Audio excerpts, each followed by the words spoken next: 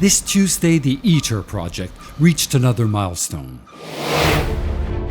A very remarkable milestone, as the 1,250-ton cryostat base was lifted into its final position inside the tokamak pit.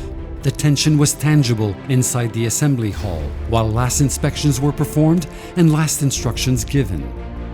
With the metrology team in position, the pilot launched a delicate procedure of balancing the hoists and synchronizing the cranes,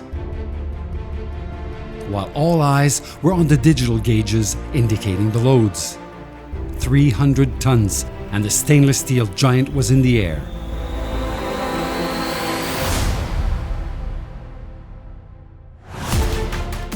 After 24 minutes, the precious load reached its final height, took a little rest and test, to then embark on its 110-meter horizontal trajectory towards the pit.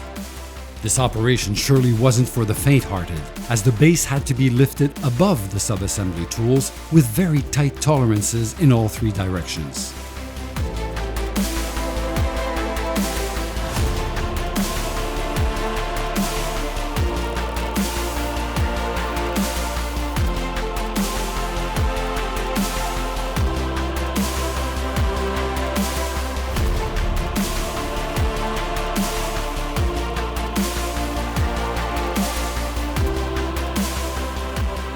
But the most difficult part was yet to come, the lowering of the giant into the pit, a surgical operation requiring millimeter precision.